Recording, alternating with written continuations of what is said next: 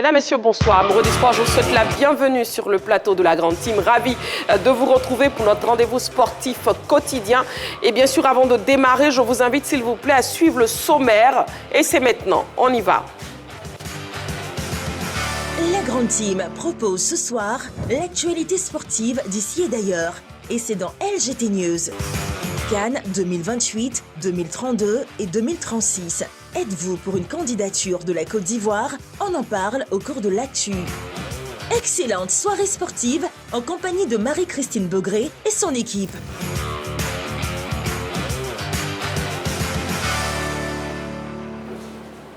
Alors, on parlera donc de la CAN avec la question LGT donnée dans le sommaire. CAN 2028, 2032 et 2036. Êtes-vous pour une candidature de la Côte d'Ivoire? CAN 2028, 2032 et 2036. Êtes-vous pour une candidature de la Côte d'Ivoire? Et bien sûr, il arrivera le moment où vous pourrez participer à l'émission. C'est lorsqu'on sera au niveau de l'actu. Et vous aurez soit la page en Facebook de la 3, vous pouvez nous écrire pour répondre à cette question.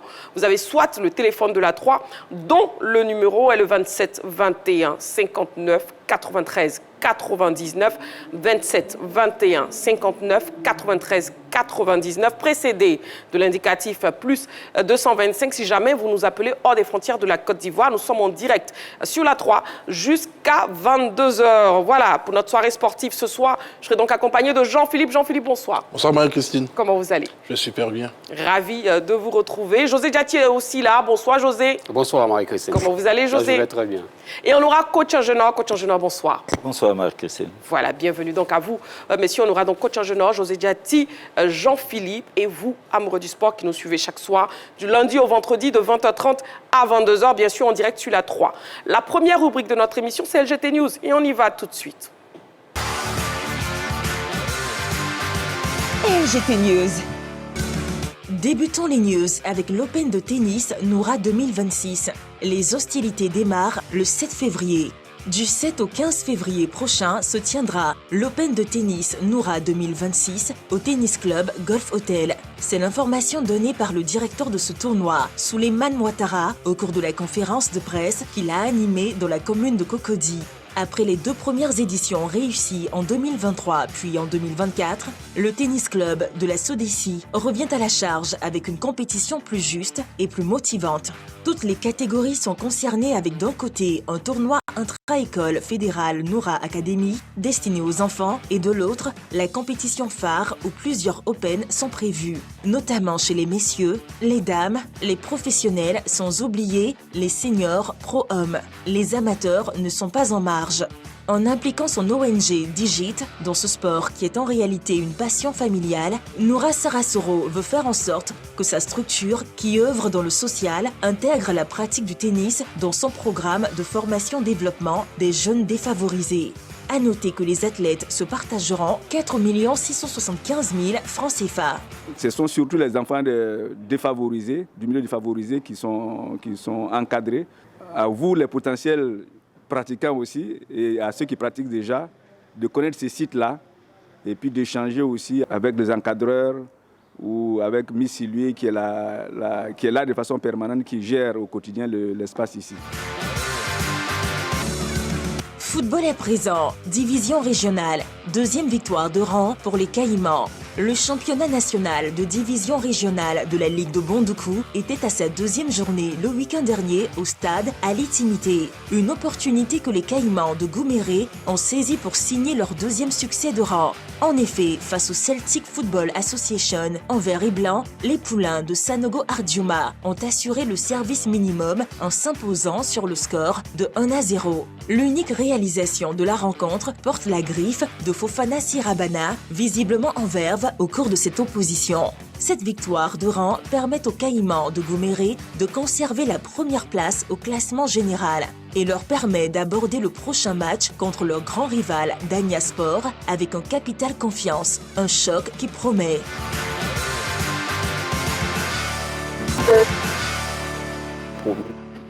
Allez, on y va donc pour le débrief des news avec des nouvelles de Franck Kessié, Jean-Philippe.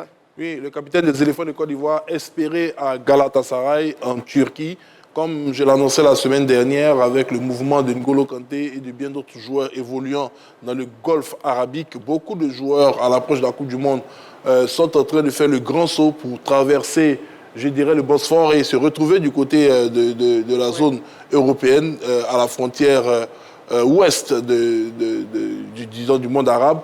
Et donc, Franck Kessié ne déroge pas à cette règle-là, sollicité par les clubs de Galatasaray, qui est en train de tout faire pour pouvoir attirer l'Ivoirien dans son escarcelle. Quand on sait que cette équipe de Galatasaray a vu passer, je dirais, au niveau de leur vestiaire, pas mal de joueurs ivoiriens. On a parlé tout à l'heure du Senghor qui est Didier Drogba, sans oublier, bien évidemment, Emmanuel Eboué qui a évolué, Kader Keita également et Gervinho, qui sont entre autres les joueurs ivoiriens qui évoluent à Galatasaray. Ils veulent donc ajouter à cette liste d'Ivoiriens passés dans ce club Franck Yannick Kessié. Mais on sait que le salaire du capitaine des éléphants du côté de l'Arabie Saoudite est très élevé, mais dernièrement, on a vu Benzema, qui aujourd'hui, même pour son premier match avec Al Hilal, a claqué un triplé, quitté son club de Al Ittihad pour des raisons salariales pour aller chez le grand rival Al Hilal. Cristiano Ronaldo également, qui a quelques bisbilles avec les Saoudiens. On a comme l'impression que les Saoudiens veulent restructurer.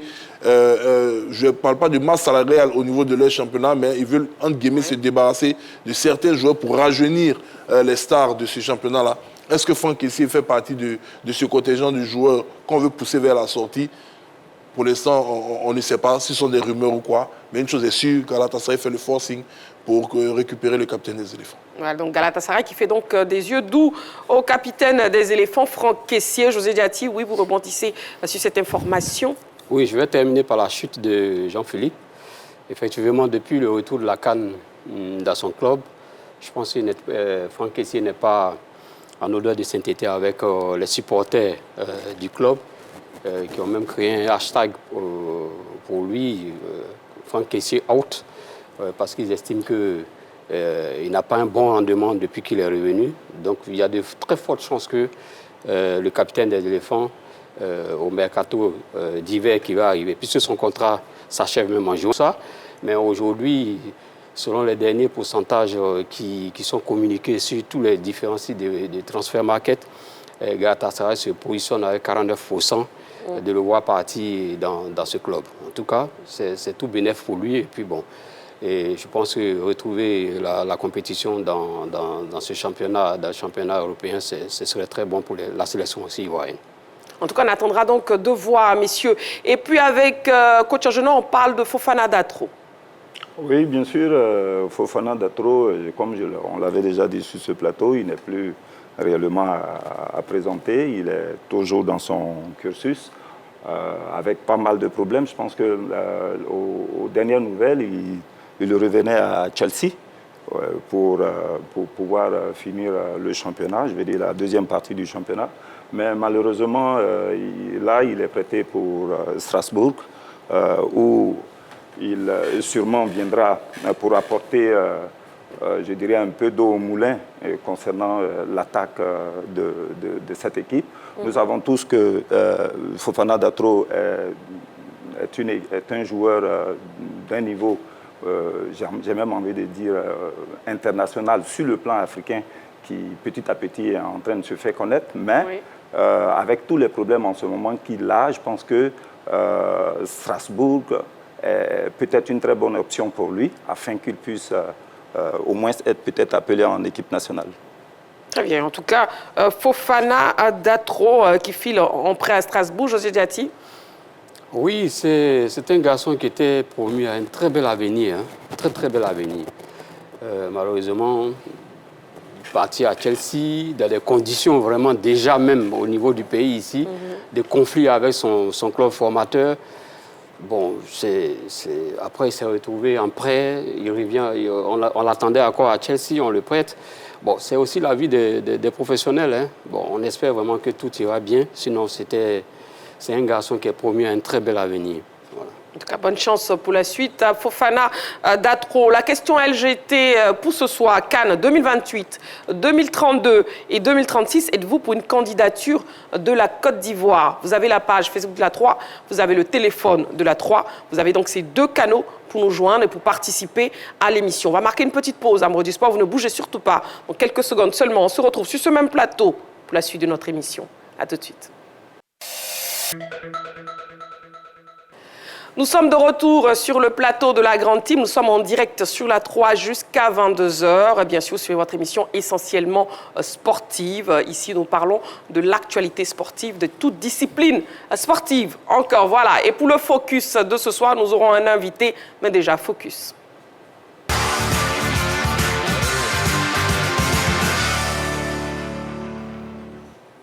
Et nous recevons à présent sur le plateau de la Grande Team, où je suis accompagné de Jean-Philippe, de José Djati et de Coach Agenor. Nous recevons maintenant Monsieur Hervé Oka. Il est notre invité de ce soir. Avec lui, nous parlerons d'un événement important, à savoir le 100% Challenge. On reçoit donc Coach Hervé Oka sur le plateau de la Grande Team. Bonsoir Coach, et on vous laisse vous installer confortablement avant de nous entretenir avec vous.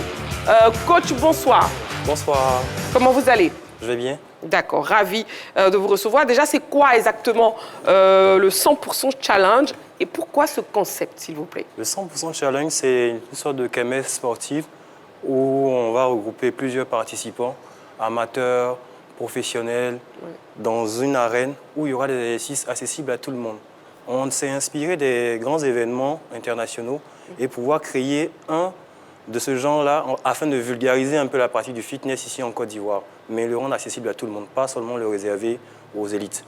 D'accord, accessible vraiment à tout le monde. Et quel profil de participants vous attendez ce jour-là? Dames, hommes, peuvent-ils participer aussi à cette séance? Oui, pour ce jour-là, on attend tout type de personnes, hommes, femmes. Et ce n'est pas réservé aux athlètes de haut niveau, c'est pour tout le monde, toutes les personnes qui pratiquent du sport, qu'on soit débutant ou qu'on soit professionnel. C'est à la portée de tous. Néanmoins, des athlètes de haut niveau sont attendus aussi? Oui. D'accord, très bien. Alors déjà, qu'est-ce qu'on gagne en participant à cet événement? D'abord, pour le 100% Challenge, la première victoire ici, c'est plus une victoire personnelle. La confiance en soi, le dépassement, un dépassement personnel. Et aussi, on a essayé de pousser un peu plus, ramener les gens à dépasser leurs limites. Ouais. Et à cet événement-là, on va essayer de pousser des gens. C'est pas une compétition. C'est pas une compétition. On va juste essayer de mettre des trucs en place. Et il y a un prix à l'appui. Celui qui pourra dépasser tout le monde en quelque sorte aura 1 million. 1 million de francs CFA. 1 million de francs CFA. Bon, ça devient un peu une petite compétition aussi, hein, parce que ça, si on le dit à Jean-Philippe, il va tout faire pour participer. Allez, et puis déjà, vous avez choisi l'université Houphouët-Boigny. Pourquoi? On s'est rendu compte que le corps et l'esprit ne font que un. Donc, autant qu'on travaille l'esprit, aussi, il faut travailler le corps. Et on ne peut pas les dissocier. Donc, on s'est rendu compte aussi que la pratique sportive ici, il faut la commencer dès le bas âge. Donc, on s'est dit qu'à l'université, on a une jeunesse là avec qui on veut partager ces valeurs-là. Et comment on s'inscrit et quelles sont les modalités, coach? Pour s'inscrire, il faut aller sur le site 100challenge.ci. Il y a un formulaire qui est là, il faut le remplir. Et juste après ça, maintenant, il y a la phase d'inscription finale. Très bien. José Djati, est-ce que vous avez une question? Non, c'est pas... Nous, quand on était un peu plus jeunes, je pense que c'est le même type de sport qu'on appelle aérobic, c'est ça? Oui. Il y a une différence. Oui, il y a une différence parce que cette fois-ci, on essaie de toucher un peu à tout. Ce qui est sport de force, ce qui est sport d'endurance, tout ce qui est agilité. C'est plusieurs capacités comme ça qu'on va essayer de tester chez les différentes personnes, mais on reste dans un cadre sécuritaire en fonction des niveaux des personnes. Et tout âge, hein? Exactement. D'accord, donc José Djati, vous pouvez... Oui, Jean-Philippe, une question. Oui, coach, j'aimerais savoir, au niveau du challenge, il y aura combien d'ateliers en fait, qui seront mis à disposition? Quels sont ces ateliers? Au niveau du challenge, nous avons 6 ateliers, mais on les a répartis en arènes. On a une première arène qu'on appelle l'arène de l'endurance, où on va tester l'endurance des participants. On a une seconde arène qu'on a appelée l'arène de force, où on sera sur des exercices qui sont très connus, comme les pompes. On a une troisième arène qu'on appelle l'arène de l'agilité, où il y aura un parcours, les gens ils vont essayer de se faufiler dans pas mal de choses. On a une arène qui est l'arène de la résistance. On va tester la capacité aux gens de pouvoir tenir le plus longtemps. Et après, puisqu'on se dit que corps et esprit sont liés, on a l'arène du mental, où il y a un exercice qui, là, ne nécessite pas de la force, mais juste un mental d'acier. Donc là, on va essayer de les mettre un peu à l'épreuve. Voilà, je vous ai dit, Jean-Philippe sourit, parce que l'exercice mental, là, je pense qu'il peut... Oui, José Diaty, vous avez une question? Oui, je voulais savoir comment faire la distinction entre... Parce que tout le monde peut s'inscrire. C'est ça. Et parmi ceux qui s'inscrivent, C'est ça. il y a certaines peut-être qui ont déjà des aptitudes au fitness. Et nous, comme ça, qui arrivons, nous les novices, qui arrivons, donc puisqu'il y a 1 million à la clé, c'est ce qui vous motive. On parle déjà de défavorisés. Comment faire la différence pour catégoriser les personnes qui s'inscrivent afin de les mettre en compétition pour partir sur des bases égales? Exactement. Dans le formulaire, on a une petite partie là où vous remplissez votre niveau et en fonction de cela, on vous donne des exercices. Il y a des options dans les exercices. Je donne un exemple comme ça, comme pour les pompes. Pour ceux qui sont du niveau professionnel, ils resteront sur les pompes normales. Pour ceux qui sont des débutants, ils auront la possibilité de poser les genoux au sol et effectuer les pompes. Donc c'est de faire en sorte que tout le monde puisse quand même participer à cet événement-là, que ce soit comme une fête. Très bien. Donc, José Diaty, vous pouvez participer, ne vous inquiétez pas. Coach Jean, vous avez une question? Pas réellement, mais je voulais peut-être poser une question au niveau de l'aérobie. Est-ce qu'il s'agirait de faire un parlez un peu plus fort, s'il vous plaît. Je veux savoir s'il s'agit de faire un parcours d'un point à un autre. Exactement. Au niveau de l'aérobie, on a l'arène de l'endurance on a choisi un test qui se fait un peu partout, qu'on appelle le BIP test. On a une distance de 20 mètres. Le participant il est à un point A, il se déplace pour aller à un point B, après il revient, ainsi de suite. Voilà. Et la dernière question de Jean-Philippe.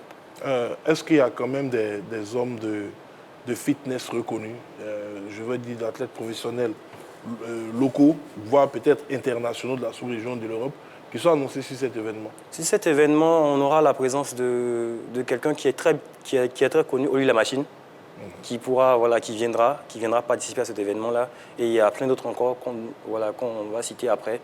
Mais voilà. D'accord, très bien. Et puis, est-ce que cet événement, finalement, deviendra annuel? C'est ça. L'objectif, c'est de pouvoir faire en sorte que ça soit un rendez-vous annuel. Que tout le monde puisse quand même se rassembler, créer une communauté d'amoureux de fitness. Parce qu'en Côte d'Ivoire, on s'est rendu compte que la pratique sportive n'est pas très avancée comme notre pays, il est assez avancé. Donc on veut trouver la formule de vulgariser le fitness afin que tout le monde quand même puisse avoir cette éducation-là. Merci beaucoup, coach Hervé Oka. L'événement, c'est donc 100% challenge. Les dernières informations et votre mot de fin, s'il vous plaît, pour les téléspectateurs qui nous suivent et qui désirent participer. Oui, pour cet événement-là, nous invitons tout le monde à participer à cette activité-là, car c'est une activité de grande envergure. C'est une première en Côte d'Ivoire. Et l'activité, elle est ouverte au grand public. Il peut venir voir un peu comment est-ce qu'on va structurer ce nouveau challenge-là on pense qu'il sera copié sur les autres sphères internationales. Mais aussi, on demande aussi à ce que tout le monde puisse s'investir dans ce genre d'activité-là. Parce que la pratique du fitness n'est pas encore au niveau qu'on le souhaite. Et c'est un outil indispensable pour la santé. Donc on pense que les gens ont intérêt à s'intéresser à ce genre d'activité-là. Donc la date, c'est? La date, c'est ce samedi 7 février 2026 à l'université de Cocody. Et pour s'inscrire, il faut aller sur le site 100challenge.ci. Merci beaucoup, coach Hervé Oka. Merci beaucoup. Merci à vous. On part pour les cartons de la semaine.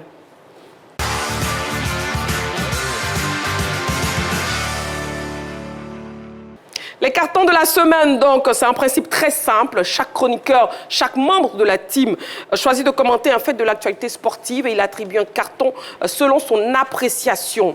Alors, le carton vert, satisfaction. Le carton jaune, avertissement. Et le carton rouge, sanction. Coach Agenor, votre carton, s'il vous plaît. On vous écoute.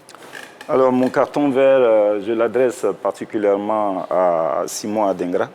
Je suis très heureux en ce moment. Le fait qu'il quitte Sunderland pour pouvoir aller à Monaco, je pense qu'il en avait vraiment besoin. à l'instar de lui, il y a pas mal de joueurs qui, en ce moment, ont pas mal de problèmes.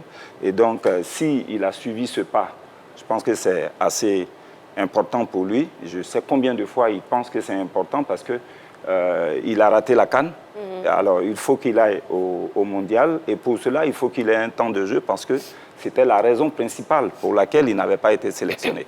Donc, en étant à Monaco, je pense qu'il sera titulaire, voire peut-être titulaire indiscutable. Et je suis doublement heureux pour lui parce que choisir la Ligue, la première Ligue française, c'est vraiment important. C'est un championnat, à mon avis, de transition par lequel il faut passer pour pouvoir aller en Angleterre, aller en Espagne et en Italie, jouer en Allemagne et tout ça. Et donc, il est au début de sa carrière. Passer par la France, c'est très, très important. Et c'est pour cela que je lui fais ce carton afin que, il nous revienne le plus rapidement possible parce qu'on l'imagine en équipe nationale pour le mondial. D'accord, donc carton vert à Simon Adingra. Jean-Philippe, votre carton, s'il vous plaît. Écoutez, je vais donner un carton vert de félicitations. C'est pas de gaieté du cœur. À la SEC Mimosa. Ah, je comprends. Ah, d'accord. Jean-Philippe qui donne un carton vert. Je vais bien répéter. Jean-Philippe qui donne un carton vert à la SEC Mimosa. Oui, mémorable. Il faut que je félicite les Jaunes et Noirs. Il faut que je félicite également le directeur des Jaunes et Noirs, emmené par Maître Roger Augnet. C'est vrai, critiqué, tensé, incompris. Sur le plan sportif, une équipe qui est en difficulté sur la scène internationale, qui n'a remporté qu'une seule Ligue des Champions sur ces 30 dernières années, qui participe régulièrement aux compétitions continentales avec des résultats dans les scies. Durant cette saison qui est sortie prématurément des compétitions continentales, mais qui continue de se développer sur le plan infrastructurel, voilà, avec la mise à disposition des premiers terrains d'entraînement du nouveau centre Borobata de cette équipe de la SEC Mimosa et en même temps la réalisation d'un autre projet d'envergure du côté de Sol Béni, tout cela pour permettre à l'équipe de toujours engranger des fonds et poursuivre son développement. Je pense que du côté de l'Africa Sport d'Abidjan, Maître Zébé avait dit que malgré la rivalité, c'était un modèle à suivre et qu'il voulait commencer sa gestion de l'Africa durant ce premier mandat avec la réalisation d'un centre d'entraînement sur un espace de 3 hectares dont l'Africa a acquis tous les documents et la construction d'un immeuble de niveau R+8 à la place du siège qui existe du côté de Treichville. Donc c'est bien, c'est l'ASEC qui aura amorcé, je dirais, ce nouveau visage que doivent avoir tous les clubs de football et toutes les entités sportives en Côte d'Ivoire. Ils sont toujours les précurseurs, je les en félicite.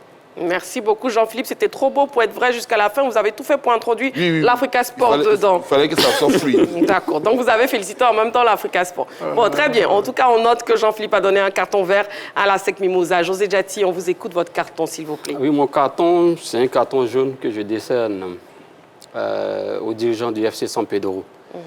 Tout simplement parce que c'est le seul club qui restait à la Côte d'Ivoire dans les compétitions des clubs africains, après l'élimination de la SEC. On espérait beaucoup du FC San Pedro. Sur le plan sportif, ce club avait beaucoup de potentialités pour pouvoir accéder au second tour, mais avec le résultat qu'on voit actuellement, le club est pratiquement éliminé, tout simplement par la faute des dirigeants qui ont tout simplement qui ont tout simplement décidé d'avoir un profit aux dépens de l'aspect sportif. Voilà. Ils ont pas moins de 7 joueurs qui sont partis. Il y a Kamagaté qui est parti, et où il est parti, dans le club de l'USM Alger, qui joue dans la même poule que San Pedro. Il y a le petit Bamba Goudous qui est parti. Il y a, comment on appelle, le défenseur central qui est parti. Donc, c'est une équipe exsangue en pleine saison que les dirigeants offrent aux Ivoiriens. Ce qui fait que ça peut jouer aujourd'hui avec l'élimination de la SEC. Cette élimination aussi du FC San Pedro qui s'annonce peut jouer carrément sur le ranking de la Côte d'Ivoire qui occupe aujourd'hui la 10e place. Il faut savoir que les 12 premiers au niveau des rankings des clubs ont droit à chacune 2 équipes en Ligue des Champions et 2 équipes en Coupe de la Confédération. Nous sommes 12e juste derrière le Mali est derrière, et le Nigeria. Et quand on voit le stade malien qui se comporte très bien en Ligue des Champions, qui est premier même de sa poule, il y a de quoi s'inquiéter. Juste derrière, il y a la Libye et le Ghana. Donc, avec cette élimination, tout est possible. C'est-à-dire que le Ghana ou la Libye peut venir passer devant nous et on va se retrouver, au lieu de 4 clubs pour les compétitions africaines, on peut se retrouver à 2 clubs. Donc, c'est pourquoi je décerne ce carton jaune aux dirigeants du FC San Pedro, qui mettent aussi souvent, c'est vrai, ils sont là pour des aspects aussi économiques, mais qui mettent aussi en péril quand même les compétitions ivoiriennes. Très bien, merci beaucoup, messieurs, pour vos différents cartons. Jean-Philippe, coach Agenor et aussi José Djati. Il est grand temps de passer à l'actu pour ce soir. On y va.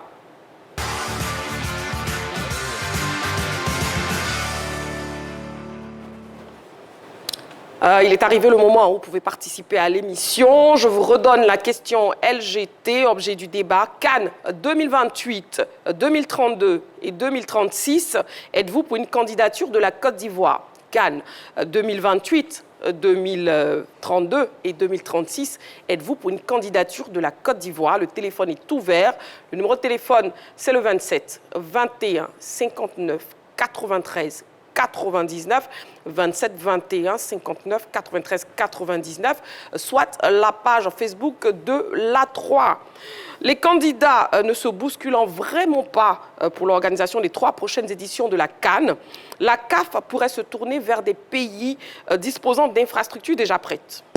Êtes-vous donc favorable à une candidature ivoirienne? Ce sujet de la rédaction plante le décor. On regarde.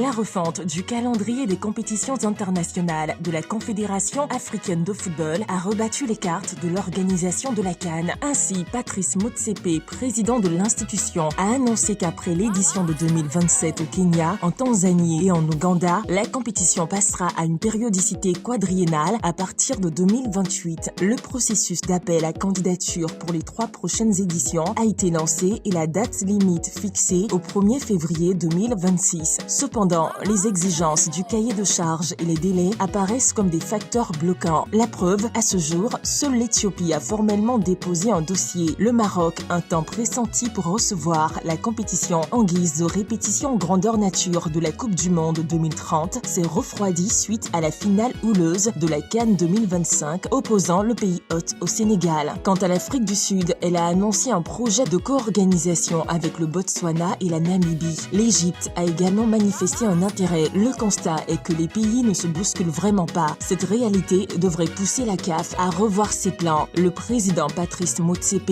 et son comité exécutif pourraient opter pour une méthode plus pragmatique en usant de diplomatie sportive pour convaincre les pays ayant le plus la capacité d'accueillir l'événement. Le cahier de charges de la CAN à 24 nations requiert au moins 6 stades aux standards internationaux et 24 terrains d'entraînement, des moyens de transport et d'hébergement de qualité ainsi qu'un dispositif sécuritaire renforcé. À cela s'ajoutent des frais élevés non seulement pour la retransmission télévisée, mais aussi la prise en charge du déplacement et du séjour des équipes participantes et les officiels de la CAF. Les coûts d'organisation sont importants. Pour les 3 dernières éditions de la CAN, le Cameroun, la Côte d'Ivoire et le Maroc ont dépensé respectivement 700 milliards, 1000 milliards et 1500 milliards de francs CFA. Les exigences financières et logistiques sont donc telles que le pragmatisme recommande à la CAF de se tourner vers des pays ayant récemment organisé la CAN ou le CHAN et disposant d'infrastructures sportives et non sportives déjà prêtes. Ce cercle restreint est composé de 6 pays: Afrique du Sud, Maroc, Égypte, Algérie, Cameroun et Côte d'Ivoire. En 2019, alors qu'elle avait hérité de l'organisation à 6 mois de l'événement, l'Égypte avait dû dépenser 30 millions de dollars, soit 18 milliards de francs CFA pour recevoir la CAN. La facture paraissant moins salée, ces 6 pays se présentent comme la solution la plus fiable pour l'organisation des éditions 2028 et 2032. Au regard de toutes ces données, êtes-vous favorable à une candidature de la Côte d'Ivoire pour les CAN 2028, 2032 et 2036? Et c'est donc l'objet du débat ce soir, la question LGT, CAN 2028, 2032 et 2036. Êtes-vous pour une candidature de la Côte d'Ivoire? Déjà, je vous propose de voir une liste probable de pays susceptibles d'organiser les 3 prochaines éditions de la Coupe d'Afrique des Nations? Jean-Philippe? Oui, écoutez, quand on voit ces différents pays-là qui sont déjà disposés au niveau du continent africain, ce sont des pays qui ont fait de grands efforts ces dernières années, notamment l'Afrique du Sud, le Maroc, l'Égypte, l'Algérie, le Cameroun et la Côte d'Ivoire qui disposent chacun d'au moins, si je ne m'abuse, au moins de 4 stades fonctionnels. C'est vrai que dernièrement, dans cette liste, le Cameroun a quand même vu certains stades construits pendant la Coupe d'Afrique qu'ils ont accueilli là, tomber en ruine. Très bien. Et la question LGT est donc posée. Cannes 2028, 2032 et 2036. Êtes-vous pour une candidature de la Côte d'Ivoire? Déjà sur la page Facebook de la 3, nous avons des commentaires. À savoir, nous avons un message qui nous dit « Oui, la Côte d'Ivoire doit se porter candidate pour l'organisation à la fois d'une Cannes masculine en 2028 ou 2032 selon disponibilité et aussi pour l'organisation d'une Cannes féminine soit en 2028 ou en 2032. Cela serait bien pour notre tourisme, pour nos hôtels et résidences et aussi permettrait la construction d'un nouveau stade dans une ville qui en aurait grandement besoin. » Voilà, donc un premier message et on essaiera de lire les autres messages. Il y a déjà énormément de messages sur la page Facebook de la 3. Messieurs, à vos panonceaux, s'il vous plaît, un oui ou un non à cette question LGT. Après, je vous laisserai argumenter. C'est donc un oui pour Jean-Philippe, un oui pour José Diati, un oui pour Coach Angenor, un oui donc pour vous tous sur ce plateau. Nous sommes en direct sur la 3. Voilà, jusqu'à 22h, toujours avec José Diati, Jean-Philippe et Coach Angenor. Coach Angenor, on vous écoute. Pourquoi ce oui? Oui, parce que d'abord, il faut dire que la Côte d'Ivoire en a les moyens d'organiser une deuxième fois, et même s'il faut que j'appelle ça de façon consécutive, parce que la dernière fois que nous avons organisé une Coupe d'Afrique, à part celle de 2023, il fallait compter 1984. Au jour d'aujourd'hui, avant que nous ne tombons à 2023, il fallait compter presque 30 ans que nous n'avions plus organisé de Coupe d'Afrique. C'est pour cela que je dis de manière consécutive, quoique la toute dernière Coupe d'Afrique qui a eu lieu au Maroc. Alors, l'Égypte, par exemple, est cette terre-là de football qui a organisé la Coupe d'Afrique à 7 reprises depuis son existence. Nous sommes à notre deuxième reprise. Donc, je pense que nous pouvons encore organiser cette Coupe d'Afrique. Seulement, il faut peut-être l'organiser non pas en 2028, mais en 2030, pour nous donner... En 2032, pardon, pour nous donner un peu de temps afin de pouvoir souffler et puis peut-être rentrer un peu dans tout ce qu'on aurait peut-être pu dépenser. Parce que cette Coupe d'Afrique nous a coûté très très cher. Il faut compter le milliard je vais dire près de 500 millions de dollars que ça peut nous coûter. Une seconde, Coach Angenor, vous allez poursuivre tout de suite. Permettez-moi de prendre l'appelant. Monsieur Kofi Mathieu nous appelle de Mbato. Bonsoir, Monsieur Kofi Mathieu. Oui, bonsoir, la toute-puissante Marie-Christine Bourré. Bienvenue sur le plateau de la grande team. Merci beaucoup. Je salue tout le monde sur le plateau. Voilà. Merci. Et on vous écoute, Cannes 2028, 2032 et 2036. Êtes-vous pour une candidature de la Côte d'Ivoire? Oui, bien sûr. Je souhaite que la Côte d'Ivoire se positionne en 2036 là pour réorganiser la Cannes. Ça nous permettra de nous reposer un peu. Et puis, avec la déconvenue que nous avons eue à l'organisation de la Cannes du Maroc là, on ne dira pas tout de suite que ce n'est que chez nous au pays qu'on peut prendre la coupe. On doit d'abord aller prendre la coupe après la Cannes du Maroc, là, on doit aller prendre la coupe. Puis en 2036, on organise pour la prendre encore. Voilà. Sinon, si tout de suite là, on organise, on prend, ça va ressembler à si ce n'est pas dans votre pays, vous ne pouvez pas prendre coupe là. Vous avez pris en 23 au Maroc, on vous a battu, et puis vous venez organiser, mais vous prenez. Ça va ressembler à quelque chose.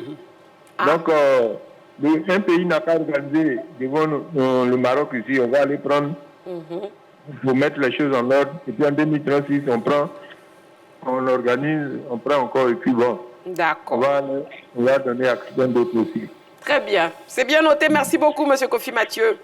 Merci bien à vous et puis bonne suite d'émission. Hein. Merci beaucoup. M. Kofi Mathieu qui nous appelait donc de Mbato.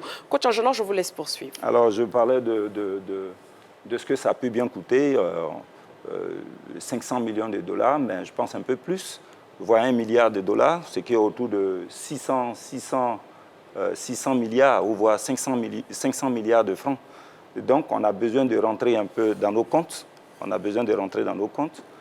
C'est ce qu'il faut que, c'est pour cette raison-là qu'il faut qu'on attende peut-être jusqu'en 2032 pour qu'on puisse encore l'organiser. Mais nous ne devons pas ne pas avoir confiance en nous, nous l'avons déjà fait. Mais un Ivoirien, c'est aussi c'est la joie, oui. C'est la sympathie et c'est un peu tout ça qui est notre caractère. Et je pense que c'est grâce à notre identité que nous avons réussi cette CAN. On a l'habitude de dire nous sommes sans façon. On a l'habitude de dire que les Ivoiriens, avec eux, tout passe. Quand ça ne marche pas chez vous, passez en Côte d'Ivoire, vous verrez que tout marchera. Donc nous, on a une certaine culture, on a certaines habitudes, et ces habitudes-là nous ont aidés à pouvoir organiser, à pouvoir réussir cette CAN. On a constaté que tous nos stades étaient pleins depuis les premiers matchs jusqu'au dernier match. Et les stades, que ce soit au niveau du sud, au niveau d'Abidjan, comme au nord en passant par Yamoussoukro et Bouaké, sans oublier San Pedro, tous ces stades étaient remplis, compte tenu du caractère de cet Ivoirien que nous sommes. Donc je pense, à mon avis, que nous pouvons récidiver cela. Hein, nous pouvons récidiver cela. Seulement, il faut se donner juste un petit temps et à partir de 2032, je pense que tout sera possible. Très bien, merci beaucoup. Coach Angenor, la question à LGT donc posée, je regarde sur la page Facebook de la 3 pour lire un de vos messages. Et justement, on a un message de M. Fabrice Diomandé-Tan qui nous dit malheureusement non. On doit faire place aux autres pays. L'organisation d'une compétition de telle envergure n'est pas une mince affaire et demande beaucoup de moyens financiers. Pour la CAN 2023, c'est près de 1000 milliards de francs CFA d'investissement. La Côte d'Ivoire doit prendre le temps de se ressourcer, déjà qu'elle n'a plus rien à prouver en termes d'organisation sur le continent africain. Mondiaux de taekwondo, afro-basket hommes, francophonie, afro-basket dames, CAN, sommet mondial avec près de 50 chefs d'État venant des 4 coins du globe. Voilà, donc pour lui, c'est donc non à la question LGT qui est posée ce soir. CAN 2028, 2032 et 2036, êtes-vous pour une candidature de la Côte d'Ivoire? Et nous sommes en direct, vous pouvez continuer de nous écrire ou bien vous pouvez nous appeler sur le téléphone de la 3 qui s'affiche maintenant tout en bas de l'écran, c'est le 27 21 59 93 99. Voilà, José Diati, je vous écoute, s'il vous plaît. Oh, j'ai dit oui, parce que je vais quand même rebondir sur le dernier interview. Une seconde, José Diati, si vous permettez, juste le temps de prendre l'appelant, M. Traoré Bassam.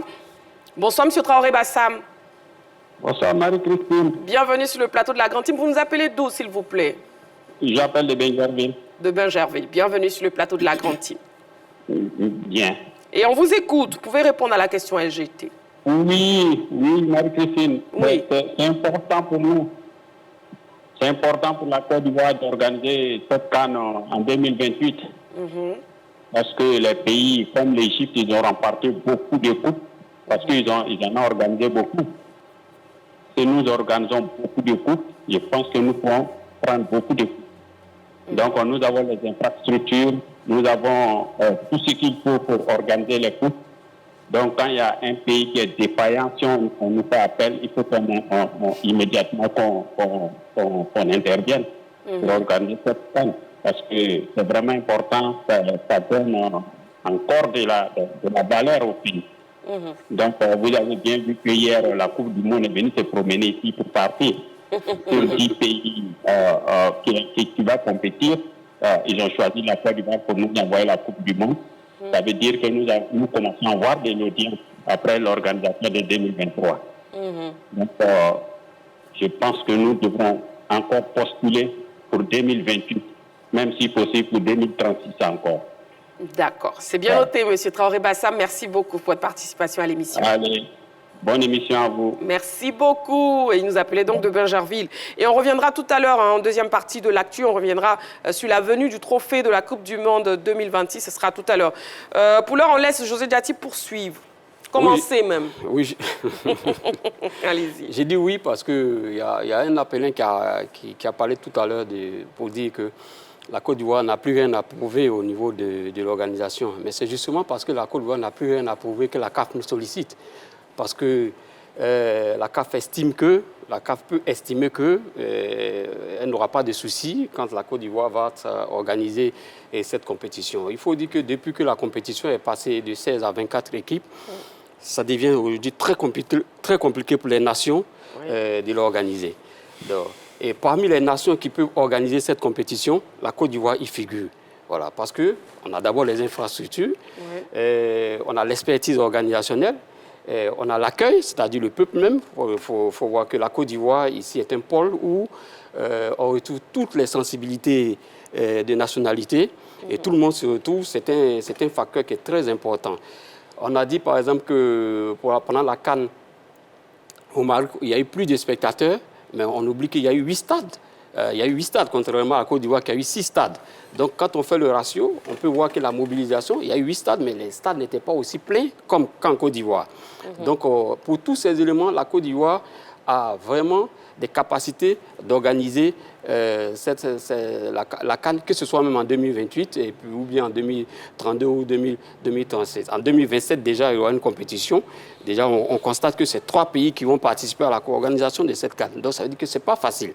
Donc, aujourd'hui, quand on prend les nations qui peuvent exactiver, c'est-à-dire, si on dit aujourd'hui top départ, quelles sont les nations qui peuvent organiser une CAN en 2028? La Côte d'Ivoire fait partie de ces nations-là.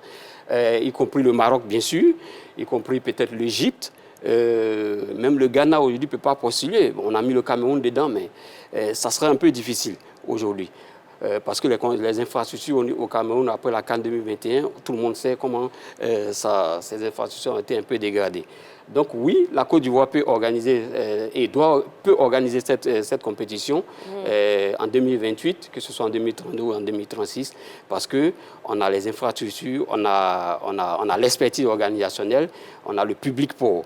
Donc tous ces éléments concourent à dire que vraiment, nous pouvons postuler pour l'organisation de la CAN dans les années à venir.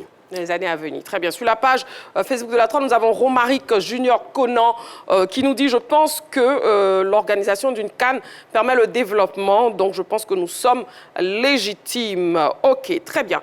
Donc voilà la question LGT, CAN 2028, 2032 et 2036. Êtes-vous pour une candidature de la Côte d'Ivoire? On a donc eu le oui de Coach Angenor qui a donné ses arguments, aussi le oui de José Diati qui a donné ses arguments.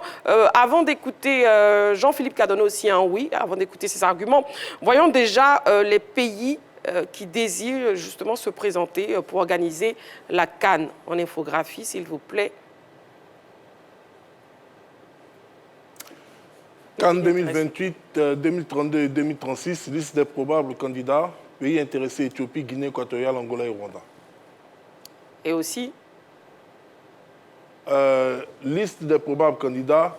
Pour les pays ayant un projet en commun, on a l'Afrique du Sud, le Botswana et la Namibie, on a la Guinée, le Mali, on a le Sénégal, la Mauritanie, on a la RDC, la République démocratique du Congo et le Congo, et Zambie face au Botswana. Zambie et Botswana plutôt. Voilà. Merci beaucoup et nous avons un appelant, il s'agit de M. Guejac. Bonsoir M. Guejac.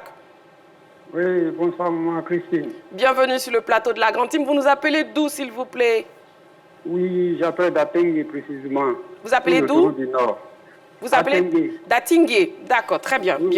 Bienvenue alors. Alors on vous écoute. CAN 2028, 2032 et 2036. Êtes-vous pour une candidature de la Côte d'Ivoire, M. Guejac?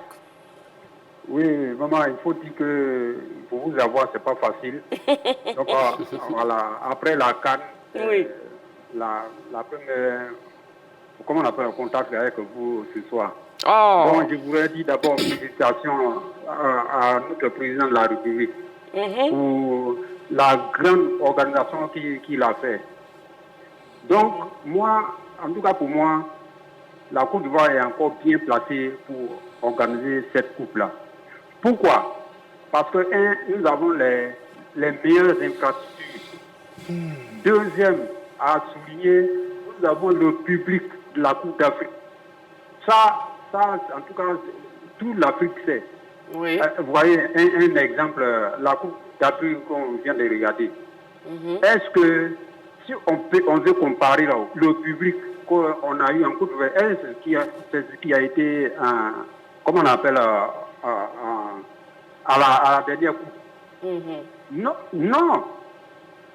Donc là, les organisateurs vont réfléchir à ça, vont penser à ça, et puis ils vont reconnaître comment faire l'organisation à la Côte d'Ivoire.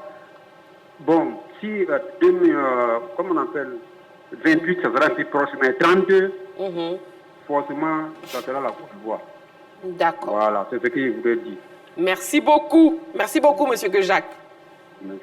Voilà, qui nous appelait donc Datinguier. Et puis, Jean-Philippe, on écoute vos arguments. Vous avez donné un oui. Oui, j'ai donné un oui, mais je me projette plus sur la CAN 2036. 2036, pourquoi? Simplement du fait que durant la dernière Coupe d'Afrique des Nations organisée en Côte d'Ivoire, le pays était rentré en chantier pour faire ressortir des infrastructures qui allaient faciliter la mobilité des populations dans l'espace du Grand Abidjan. Je vais parler notamment du TGV, et pas du TGV, seulement du métro. Bon, on souhaite que le TGV vienne, puis c'était annoncé il y a de cela quelques mois. Mais je parlais du métro en construction, je vais parler de la ligne de BRT également en construction, qui sont deux outils essentiels qui vont résolument changer le visage de la ville d'Abidjan. Et pour ceux qui auront connu la Coupe d'Afrique des Nations en 2024, bien évidemment, malgré le fait qu'elle s'appelle 2023, c'était en 2024, pour tous ceux qui auront connu cette CAN, quand ils viendront en Côte d'Ivoire, ils verront encore la différence, l'évolution du pays. Parce que la Coupe d'Afrique des Nations est un événement budgétivore, ça on doit le dire clairement. Et les retombées que les pays attendent surtout, avec aujourd'hui le fait qu'elle soit suivie à l'international, c'est qu'à l'issue de cette compétition, le tourisme puisse être boosté et que pendant la compétition, la consommation également puisse être boostée.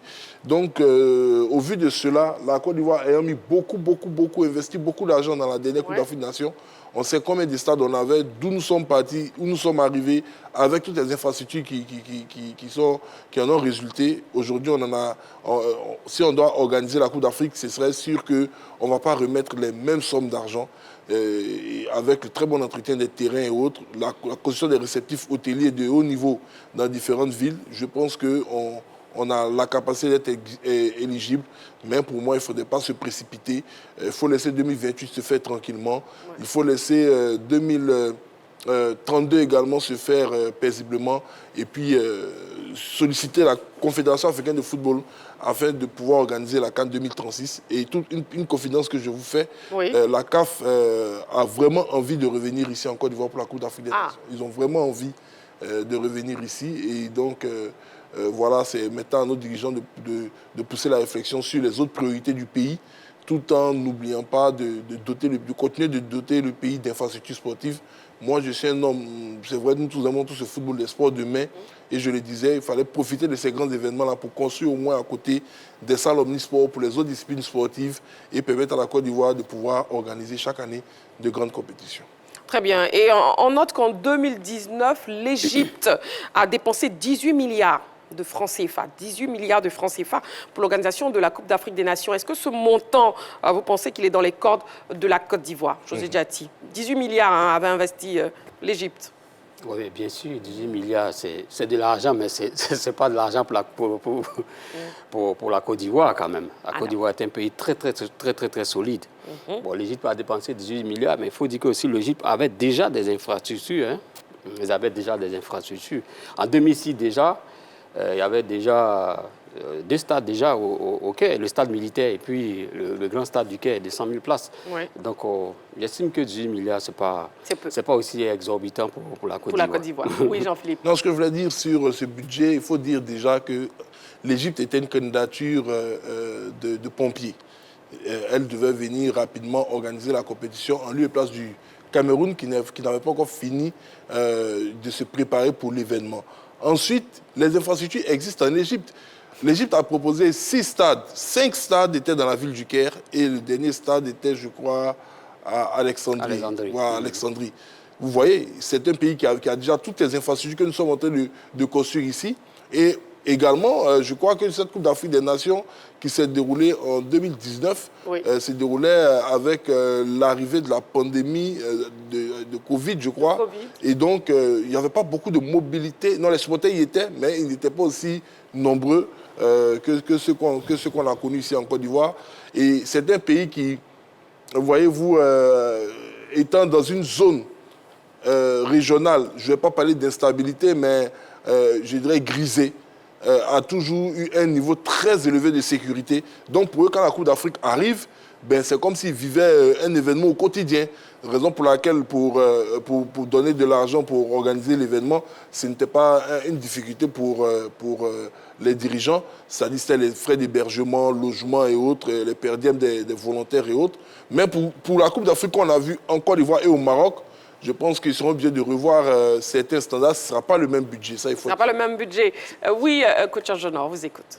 Oui, il faut dire que 18 milliards, ce n'est pas quand même grand-chose. Ce n'est pas quand même grand-chose. Une seconde, vous allez poursuivre. L'appelant, il s'agit de M. Camara. Bonsoir, M. Camara. Bonsoir, madame. Bienvenue sur le plateau de la Grande Team. Vous nous appelez d'où, M. Camara? Je vous appelle de Bondoukou. De Bondoukou. Bienvenue sur le plateau de la Grande Team. Et puis, on vous écoute. Vous pouvez répondre à la question LGT. Oui. Madame, revoir encore la CAN en Côte d'Ivoire, c'est vraiment, ça sera une bonne chose. Parce que vous savez, la dernière CAN qu'on a organisée, la CAN, pour le peuple ivoirien, ça a réconcilié le peuple ivoirien. Mais voir la CAN revenue, vraiment, ce serait une bonne chose. Mais c'est le taux, comment on appelle, ce qu'on avait organisé, ce qu'on avait dépensé lors de la première CAN, on ne dépensera plus ça. Voilà. Donc, tout comme ça, si on a eu la chance encore de refaire, ça nous apporte. Le peuple ivoirien aurait aimé ça. Oui. Voilà. Donc, vraiment, j'ai pris pour que toute la Côte d'Ivoire, la dernière CAN, tellement on a été bien réconciliés, que la réconciliation continue. Voilà. Vraiment, je vous remercie beaucoup pour merci à vous. Pour l'antenne. Merci à vous. Dire que vraiment, je suis fier de notre pays. Merci beaucoup. Merci beaucoup, M. Camara. Merci pour votre participation à l'émission. Merci de nous suivre chaque soir, du lundi au vendredi, de 20h30 à 22h. Merci de nous appeler depuis Bondoukou. On salue d'ailleurs tout le monde à Bondoukou. Oui, coach Argenor, allez-y. Alors, je disais que 18 milliards, ce n'est pas grand-chose. Mais en même temps, il faut savoir que de 2019 à 2026, les choses ont naturellement bougé. Et si éventuellement, nous, on devrait organiser cette coupe d'Afrique, c'est pas vraiment évident qu'on dépense 18 milliards, peut-être un peu plus. Mais ce n'est toujours rien auprès de 500 ou 600 milliards de francs, parce que nous n'avions pas encore en ce moment les infrastructures que nous avons en ce moment. Donc, on ne peut pas considérer ça forcément, on n'a pas à comparer ça à la Côte d'Ivoire. La Côte d'Ivoire a toutes les capacités de pouvoir organiser, même si on va au-delà des 18 milliards. Mais il faut s'en réjouir parce qu'une fois que vous avez des infrastructures, voilà ce dont vous bénéficiez. À la limite, c'est un cadeau. 18 milliards ou 20 milliards, c'est totalement un cadeau. Très bien. Et aussi, José Diaty, l'opportunité de décrocher une nouvelle étoile à domicile. Est-ce que ce n'est pas tentant comme challenge? Oui, c'est un des paramètres qui contribuent à demander à ce que la Coupe soit organisée ici. Parce que, naturellement, quand vous organisez, vous partez quand même pas avec des faveurs, mais vous avez beaucoup plus de motivation puisque vous avez le 12e homme avec vous, vous avez l'ambiance dans les rues, vous avez toute une organisation qui s'est créée autour de... On a vu le coach Hugo Bross de l'Afrique du Sud, qui, malgré le fait qu'il soit même toujours au Maroc, avait toujours les souvenirs de la Côte d'Ivoire. Quand on lui pose la question, la carte de Côte d'Ivoire était mieux. Pour finir même, il a été chahuté par les Marocains. Donc, il y a toute une ambiance qui fait que vous avez la possibilité de pouvoir remporter le trophée. Et c'est cette ambiance-là qui a motivé aussi les joueurs pour que, malgré le mauvais départ qu'on a eu à la compétition, on a pu remporter le trophée. Voilà. Exactement. Oui, Jean-Philippe. Ben, écoutez, concernant toute cette volonté que nous manifestons pour l'organisation de cette compétition, vu que c'est notre pays et qu'on souhaite bien évidemment, quand l'organiser également, puisse épingler d'autres médailles et d'autres étoiles plutôt, je pense que, comme l'a si bien dit tout de suite José Diati ou coach Angénor tout à l'heure, on a fait beaucoup d'efforts et on continue à faire des efforts. Et pour l'épanouissement du football en Côte d'Ivoire, je pense qu'on devrait y songer. Coach Angénor? Oui, il termine vraiment bien. On devrait vraiment y songer.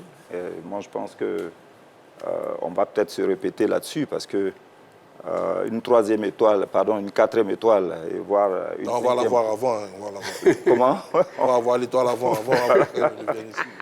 une quatrième étoile, mais il faut aussi avoir la capacité d'aller chercher les étoiles ailleurs. Les 7 étoiles de l'Égypte n'ont pas été construites en Égypte. Hein, donc il faut aussi avoir la capacité d'aller chercher les étoiles. Mais dès qu'on en a l'opportunité en organisant, je pense que voilà, c'est pour cela que ça fait très mal au Maroc de ne pas avoir pris cette dernière édition qu'on a organisée. Très bien. Nous avons un appelant. Bonsoir, monsieur. Bonsoir, madame. Vous appelez comment, s'il vous plaît, monsieur? C'est monsieur Tapaou. Monsieur Tapaou, et vous nous appelez d'où, s'il vous plaît? J'appelle de Flancobli. De Fakobli? De Flancobli. De Flancobli. D'accord, ok. Bienvenue sur le plateau de la Grande Type. Et puis, on vous écoute. Cannes 2028, 2032 et 2036. Êtes-vous pour une candidature de la Côte d'Ivoire, monsieur? Je suis pour une candidature de la Côte d'Ivoire. Mais pour moi, la candidature de la Côte d'Ivoire doit s'adresser aux les dames. Parce que ça va nous permettre de développer encore plus le football dames. Parce que nous avons déjà les infrastructures.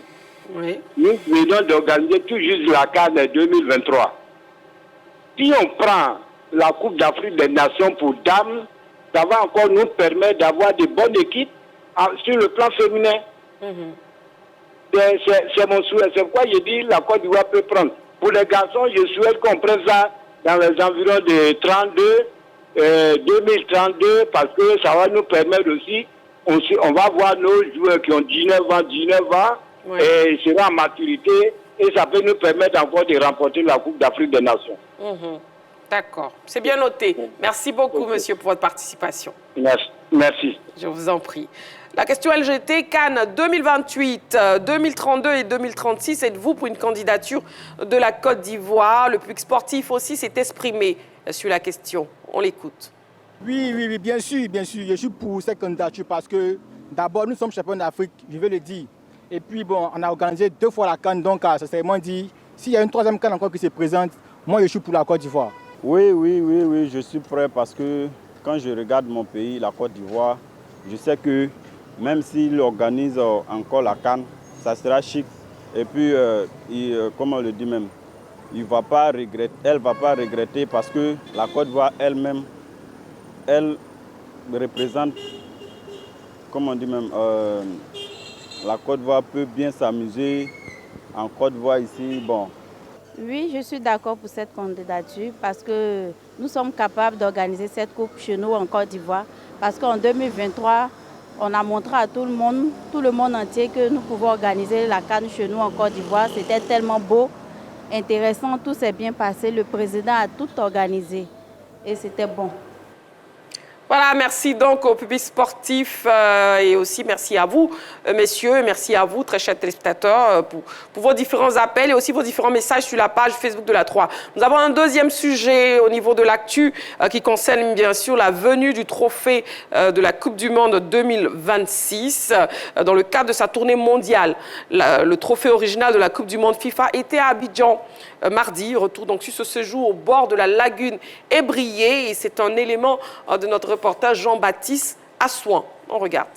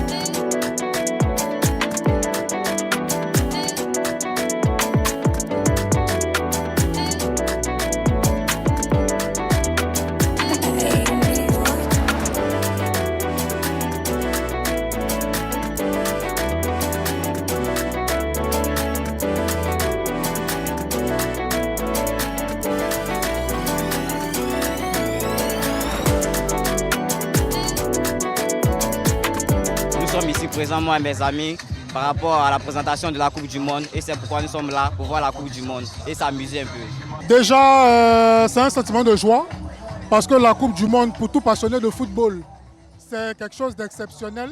C'est un rêve de gamin de voir, de contempler, de toucher la Coupe du Monde et j'espère que la Coupe du Monde viendra chaque 4 ans comme ça pour que la jeunesse puisse s'intéresser de plus en plus aussi au football. Nous sommes arrivés au regroupement aux environs de 11h et d'ici. On a fait l'embarquement et tout s'est très bien passé.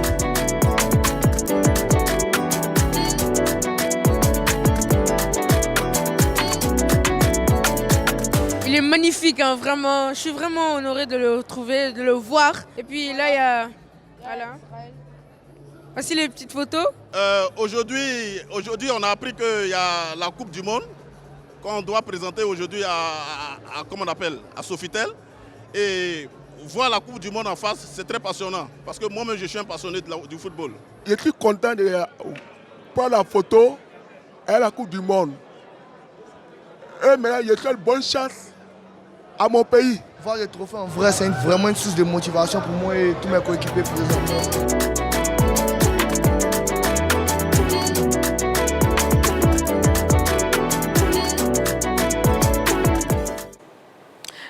Allez, le trophée était donc présent à Abidjan mardi dernier. On vient de voir cet élément proposé par Jean-Baptiste Assouan.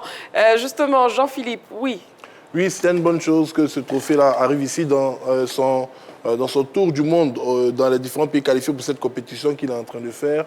Voilà, il a été présenté aux différentes populations, aux officiels du pays. Ce n'est pas la première fois que le trophée de la Coupe du Monde vient en Côte d'Ivoire. C'était déjà arrivé précédemment, je crois, lors de notre dernière participation à une phase de la Coupe du Monde en 2014. Et donc, voilà, c'est toujours plaisant de... je ne vais pas dire les hostilités, mais c'est comme si on vivait le lancement officiel de cette Coupe du Monde aux États-Unis avec l'arrivée de ce trophée, compétition qui aura lieu bien évidemment durant la période estivale, c'est-à-dire en juin et juillet de cette année. José Jati. Oui, c'est l'arrivée de la Coupe du Monde, c'est un signal fort que la FIFA envoie au pays où la Coupe du Monde arrive. C'est pour d'abord dire au pays que c'est vrai, vous avez joué sur le terrain, mais aujourd'hui, officiellement, vous êtes dans la compétition. Et les joueurs prennent plaisir à se qualifier sur le terrain. Les supporters sont dans les tribunes. Mais la FIFA utilise ce moyen aussi pour aller au contact des populations, pour l'engouement qu'il y a autour de ce trophée. Il faut dire que c'est un trophée mythique. Hein. Voilà, on peut le voir, mais ne pas le toucher. Voilà, c'est seulement les champions, les anciens champions, les chefs d'État et le président de la FIFA qui peuvent le toucher. Donc, déjà, c'est déjà bon pour le public. La FIFA vient vers le public pour dire, effectivement, vous êtes qualifiés, mais voilà comment la compétition va se dérouler. Voilà l'engouement qu'il y a autour de la compétition. Et on l'a bien vu, le public s'est vraiment déplacé nombreux pour aller au contact de cette magnifique Coupe du Monde. De cette magnifique Coupe du Monde. Coach Agenor, oui, le trophée de la Coupe du Monde 2026 était à Abidjan, mardi dernier. Oui, il faut d'abord dire que nous sommes honorés de par sa présence. C'est pour moi, à mon avis, un signe de respect. Mais en même temps, c'est un message qu'on nous lance. On nous fait comprendre que la Coupe du Monde a débuté, elle a commencé. Et il ne faut pas attendre en juin pour pouvoir se préparer. La préparation commence maintenant de façon solennelle avec la présence de cette Coupe. Et je pense que au-delà de tout ce maquillage qui est fait autour, nos dirigeants ont compris, nous les supporters on a compris, et que la Coupe du Monde a commencé et c'est le moment vraiment de se préparer. C'est le moment de se préparer. Et puis on a un autre élément venu accompagner le trophée. La légende française Marcel Desailly, oui, vainqueur de la Coupe du Monde en 1998 avec les Bleus, a accordé une interview à Jean-Baptiste Assouan. On l'écoute.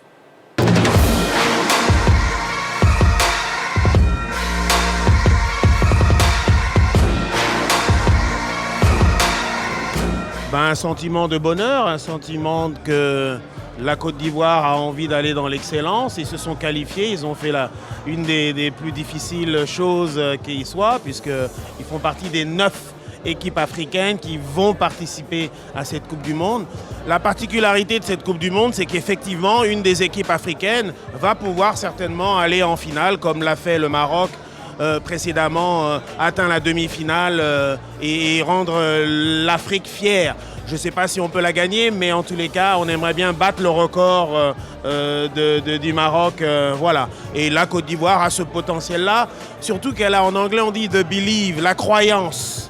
Elle a vu, alors oui, déception lors de la Coupe d'Afrique des Nations, mais l'énergie est là encore de cette Coupe d'Afrique qu'ils ont gagnée à domicile. On ressent tous encore cette culture de la gagne qui vous a permis de surpasser toutes les difficultés et d'y arriver. Donc on espère que la Côte d'Ivoire sera dans cette même dynamique pour au moins démarrer comme il le faut. C'est capital.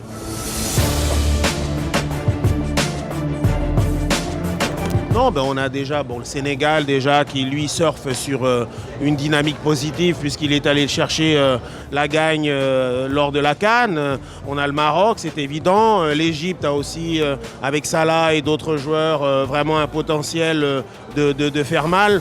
Le Cap-Vert, je ne suis pas vraiment sûr. Le Ghana, il est bien présent, mais même si c'est mon pays d'origine, voilà, il est ce qu'il est. Et puis la Côte d'Ivoire, qui est la petite cerise sur le gâteau, qui peut vraiment prouver, puisque quand on regarde la composition de l'équipe de la Côte d'Ivoire, on s'aperçoit que le potentiel est là. Elle a vraiment, comme le Sénégal, beaucoup de joueurs qui évoluent à un très haut niveau et qui peuvent, dans la dynamique Coupe du Monde FIFA, faire des différences.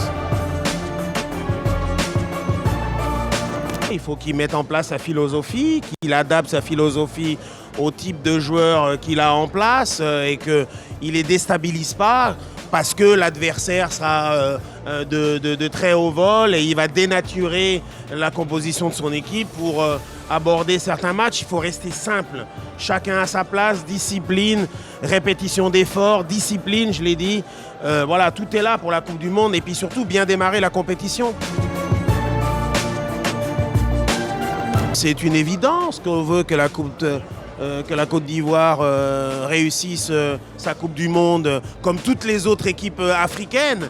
Mais on a un amour particulier pour la Côte d'Ivoire et j'espère que la Côte d'Ivoire ira loin dans cette Coupe du Monde et donc je vous souhaite bonne chance.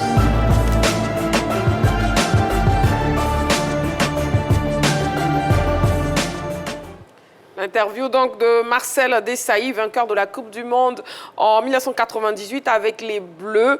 Déjà, comment vous réagissez aux propos Marcel Desailly?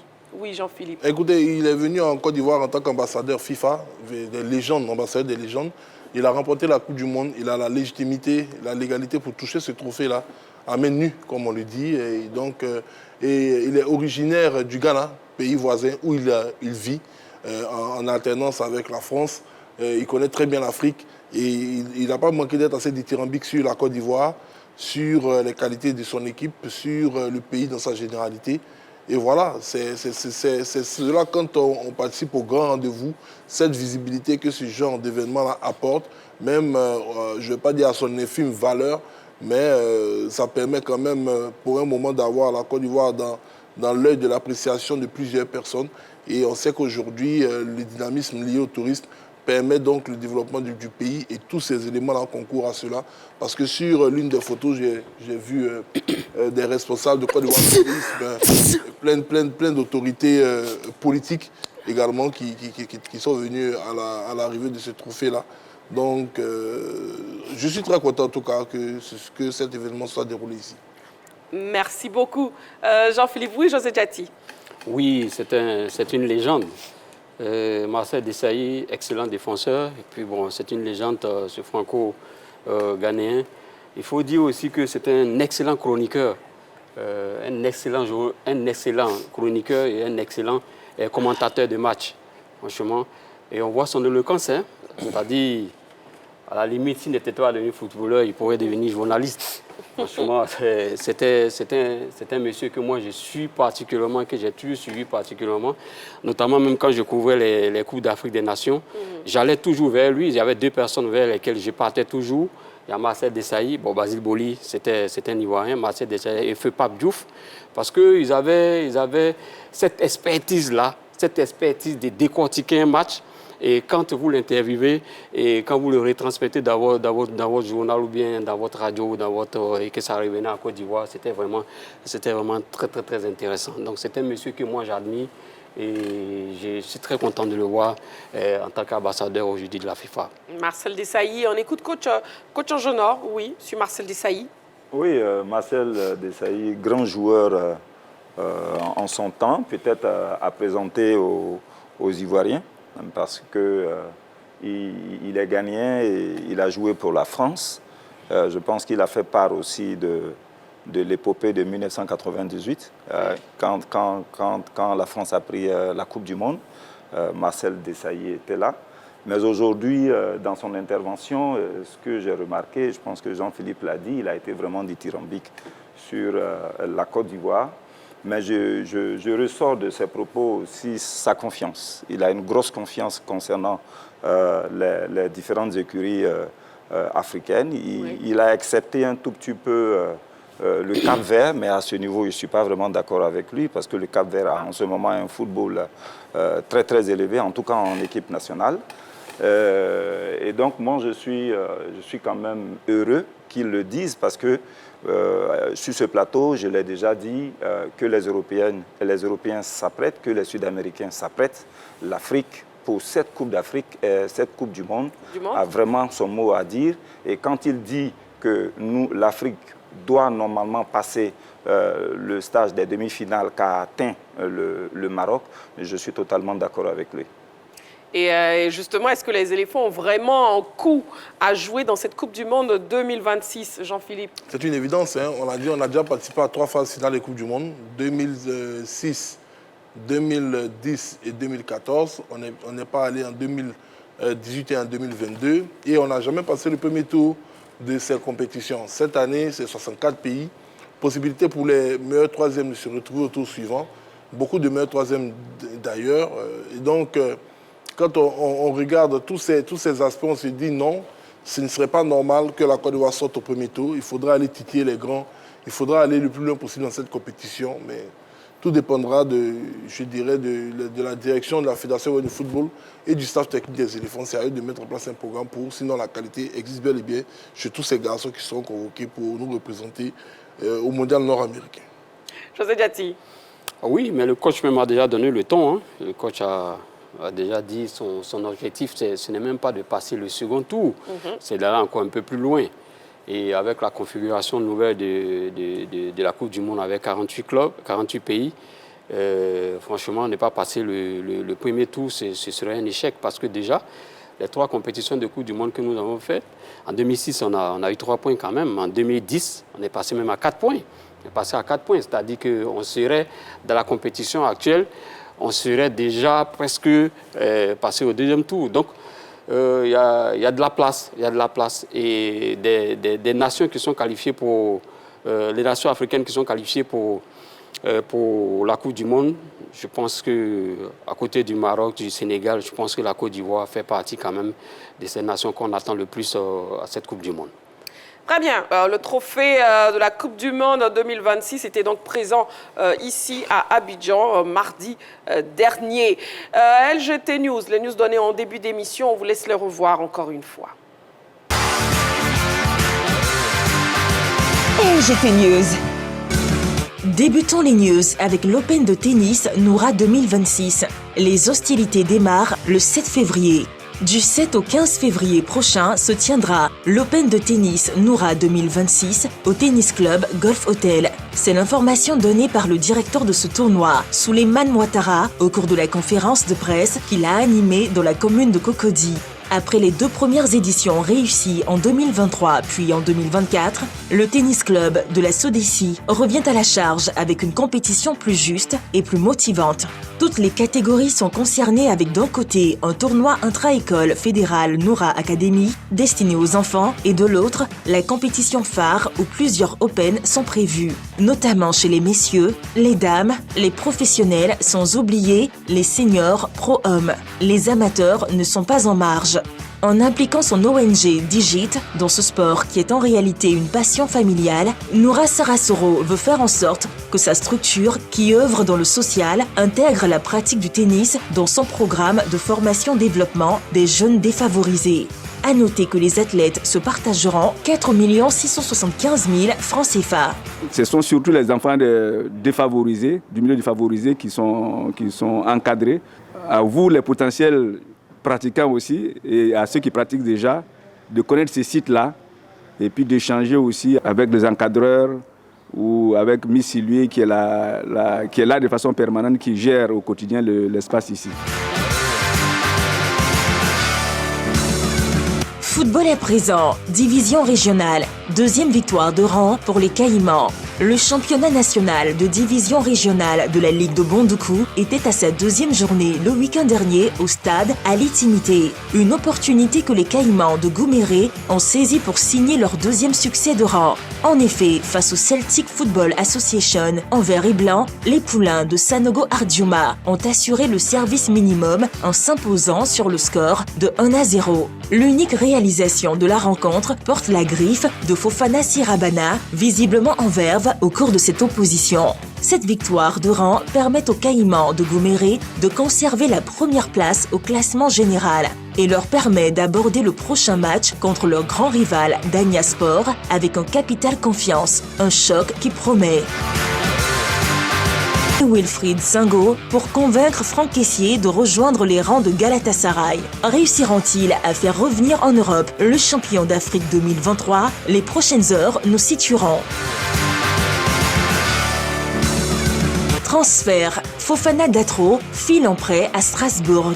Le Tour d'Europe se poursuit pour David Fofana Datro. Le joueur de 22 ans a été prêté de nouveau par son club Chelsea. Il évoluera sous les couleurs de Strasbourg pour le reste de la saison. L'attaquant ivoirien a débarqué en France plein de confiance et espère pallier l'absence d'Emmanuel Emega, blessé et out pour plusieurs semaines. C'est la 4e expérience temporaire pour Datro en 3 ans, après des passages en Allemagne, en Angleterre et en Turquie. L'international ivoirien arrive à Strasbourg avec de solides références. Son passage en Turquie avec Karagümrük lui a permis d'inscrire 6 buts en 13 matchs. Une performance qui devrait pouvoir l'aider à s'imposer sur la ligne offensive strasbourgeoise et retourner à Chelsea avec l'espoir de se faire un nom. Sous contrat avec les Blues depuis 2023 après son transfert de Molde, l'ancien sociétaire de l'AFAD n'a porté le maillot londonien qu'à 4 reprises. Il est lié à Chelsea jusqu'en 2029.